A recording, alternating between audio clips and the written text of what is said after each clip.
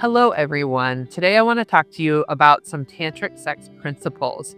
But here's something I've realized. When I teach Tantra, a lot of people feel like it's a little bit difficult to grasp or like they don't know how am I supposed to apply this. So today I'm actually going to teach you practical Tantra tips. There's going to be 4 videos, so stay tuned.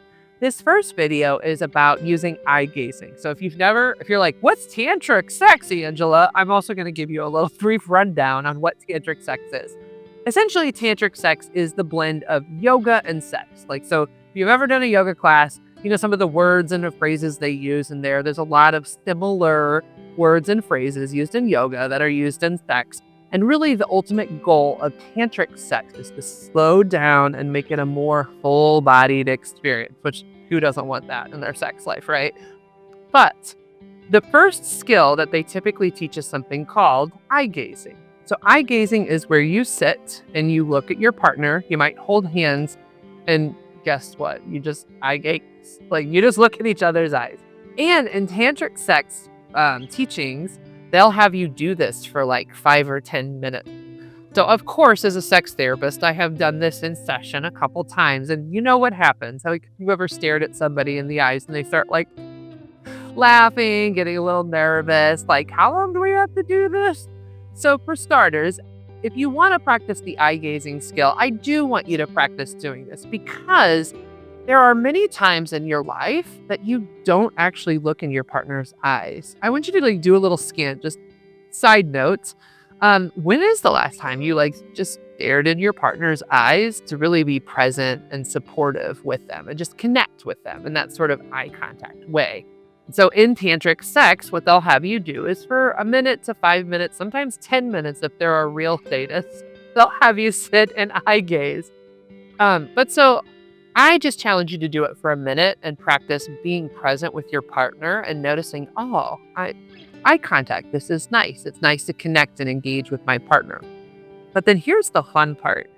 When you learn to do eye gazing, there are so many cool ways to incorporate eye gazing in your sex life and to make your sexual experience a more full-bodied experience. So if you think of all of the things you do sexually, one way to incorporate slowing down with eye gazing may look like you kiss your partner and you're making out for a bit, but then you take a moment, you lean out, and you look at each other and just smile. Maybe give a little smirk or a grin.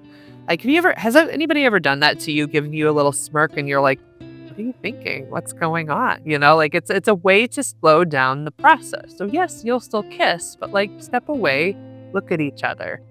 And one key to do eye gazing well is to think positive thoughts about your partner while you look at them. So why the couples laugh, when they do it is they're actually self-doubting when they do the eye gazing. So they'll think, am I doing this right? How long does this have to last? What's going on?